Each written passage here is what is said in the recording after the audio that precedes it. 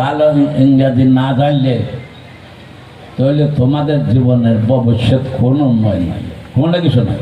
পরিবর্তিত বিশ্বের সঙ্গে তাল মিলিয়ে চলতে হলে ইংরেজি ভাষায় দক্ষতা ও কম্পিউটার জ্ঞানের বিকল্প নেই বলে মন্তব্য করেছেন ক্যারিয়াস গ্রুপের চেয়ারম্যান আলহাজ খলিলুর রহমান সিআইপি। তিনি বলেন, শিক্ষার্থীদের পড়ালেখার পাশাপাশি ইংরেজি ও প্রযুক্তিগত দক্ষতা অর্জন করতে হবে।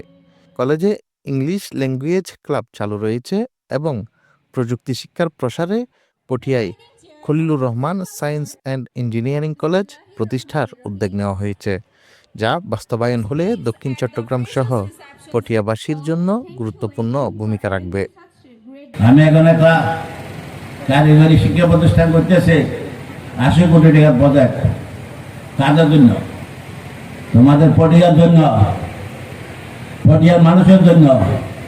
পটিয়ার মানুষ যারা লেখাপড়া করে, লেখাপড়া যারা না 7-8 পড়ে ওইখানে কারিগরি স্কুল আর কলেজ দোনোটা স্কুলে ভর্তি হয়ে যাবে। গত 6 ডিসেম্বর কলেজ প্রাঙ্গণে একাদশ শ্রেণীর নবীনবরণ অনুষ্ঠানে প্রধান অতিথির বক্তব্যে তিনি এসব কথা বলেন। অনুষ্ঠানে সভাপতিত্ব করেন কলেজ গভর্নিং বডির সভাপতি বিশিষ্ট ব্যাংকার মোহাম্মদ ফুরকান।